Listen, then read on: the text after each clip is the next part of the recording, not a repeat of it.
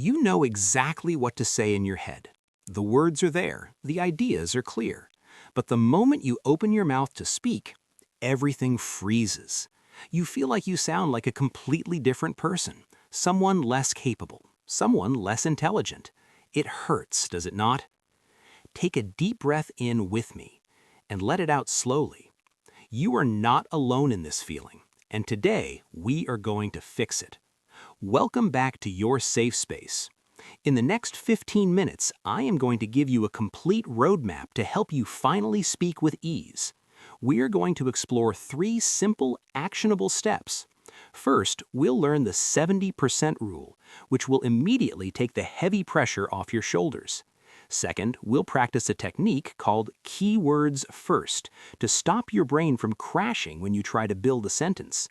And third, a powerful mindset shift to completely change how you see your mistakes.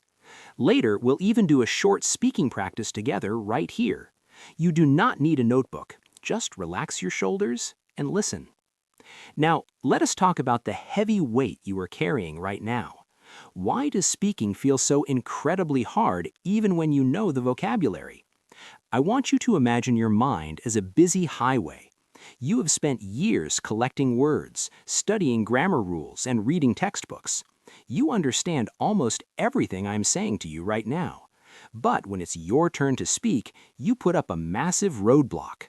That roadblock is your desire for perfection. You want every single sentence to be flawless. So what do? You start translating. You build the perfect sentence in your native language first. Then you search for the exact English words. Then you check the grammar rules in your head. Is it past tense? Is it present perfect? You're overthinking every single syllable. By the time your brain finishes this exhausting process, the other person has already changed the topic, and you are left standing there, silent, tired, and frustrated. I know this pain intimately because I used to do the exact same thing. In school, we're taught that anything less than 100% is a failure. But language is not a math test. It's simply a bridge between two human beings. The problem is not your English level. The problem is that you are wearing a heavy iron armor called perfectionism, and it's making you too exhausted to walk. It's time to take that armor off. Let us step into the first part of our new roadmap. I call this the 70% rule. I want you to close your eyes for a second and imagine you are drawing a picture to show a friend where you live. You do not need to paint a beautiful masterpiece with perfect lighting, shadows, and tiny exact details for them to know it is a house. You just need a few simple lines. A square for the building, a triangle for the roof, a rectangle for the door. Your friend looks at it and they instantly understand. They get the message. Language works in the exact same way. When you open your mouth to speak, your goal should never be 100% grammatical perfection. Your only goal is human connection. If the person standing in front of you understands 70% of what you're trying to say, that is a massive, beautiful success. You have communicated. You have built a bridge between your mind and theirs. The next time you feel panic rising in your chest before you speak, take a breath and tell yourself silently, I only need to hit 70%. The missing 30% is just extra decoration. We can worry about the decoration later. Right now, we just need to build the house. Give yourself permission to be imperfect. Now, let's move to step 2. This is a very practical tool to use when your brain feels stuck. I call it keywords first. Do you remember that awful feeling when your brain completely crashes because you're trying to build a long, complicated sentence? It feels like you're trying to carry 20 heavy bags of groceries all by yourself. Of course you're going to drop them. The mental weight is simply too much. So we need to drop the heavy bags. Instead of trying to form a perfect, complete sentence, I want you to only focus on the absolute most important words, the key words. Imagine you are walking into a busy coffee shop. You're thirsty and nervous. Instead of panicking because you cannot remember how to say, Excuse me, I would like to order a large cup of hot coffee with a little bit of milk, please. I want you to just find the core words. Large coffee, milk, please. That is it. It might feel a little uncomfortable because it is not the polite, perfect textbook English you studied, but look at what happens. The barista smiles, understands you immediately, and hands you your drink. You succeeded. Reduce the pressure. Let your brain start with just the keywords. You can always build the grammar around them later once you feel safe. Finally, we arrive at step 3. This is perhaps the most important shift of all. It is a powerful change in your mindset. We must completely reframe how you see your mistakes.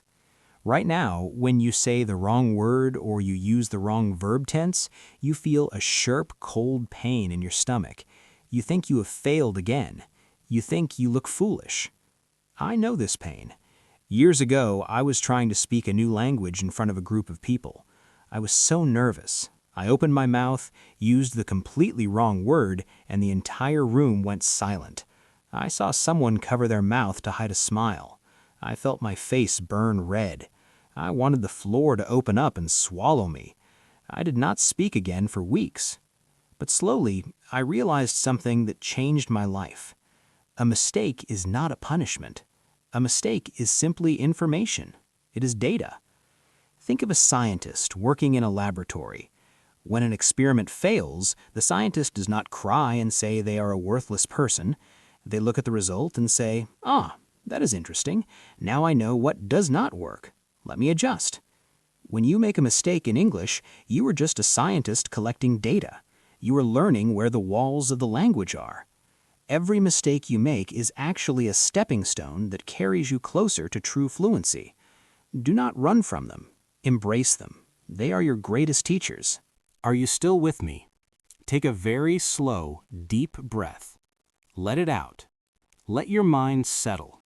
We have talked a lot about theory today, but now I want to bring this into the real world. I want us to practice together, right here, right now. Do not worry, you are entirely safe. No one is watching you. No one is judging you. I want you to imagine you are walking into a beautiful, quiet bookstore in a foreign city. It is raining gently outside. The air inside the shop smells warmly of old paper, roasted coffee, and quiet comfort. You are looking for a specific book, and you need to ask the person working behind the dark wooden counter. Normally, this is the exact moment your chest would tighten, your breathing would become shallow. But today is different. Today, you are not wearing your heavy armor of perfection. You remember the 70% rule. You remember that you only need a few key words to build a bridge. I want you to speak out loud with me. I will say a short sentence, and I will leave a quiet space for you to echo my words. Just let your voice fill the room. Say this out loud. Excuse me, do you have... Let us try that again, nice and slow. Excuse me, do you have... Now let's add the key word. This book, please. Once more, very gently. This book, please. Notice how your body feels right now. You did not use a complex grammatical structure. You did not use fancy vocabulary, but you communicated beautifully. Let us try one more situation. Let's pretend the person behind the counter speaks a little too fast and you do not understand them. Instead of panicking, instead of feeling like a failure, we are going to collect data. Say this with me. Could you say that again? Let's repeat it with confidence. Could you say that again? And finally, a simple keyword.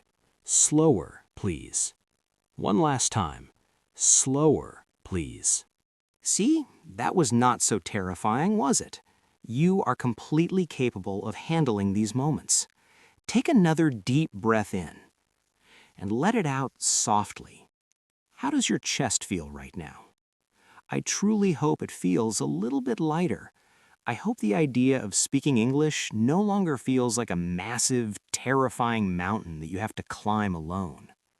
Let us softly recap the journey we took today. Whenever you feel that old panic rising, Remind yourself of our roadmap. You only need to reach 70% to connect with another human heart. The rest is just decoration.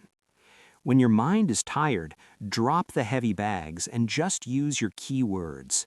And most importantly, every time you stumble, every time you use the wrong word or the wrong tense, you are simply a scientist gathering data. You are not failing. You are mapping the beautiful territory of a new language. You are collecting the very pieces of your future fluency. Before we say goodbye for today, I have a small, gentle challenge for you. I want you to go down into the comments section below. I want you to write one sentence about a mistake you made in English recently, but I want you to write about it like our scientist. Tell me what piece of data you learned from that mistake. Reclaim your power, show the world, and show yourself that you are no longer hiding in the shadows of perfectionism. You have done truly wonderful work today. I know it takes courage to face these fears. Please remember that you can always return to this video, to this safe space, whenever that invisible wall starts to build up around you again. You are doing so much better than you realize. Be kind to yourself. Keep going. Take your time. I am proud of your progress.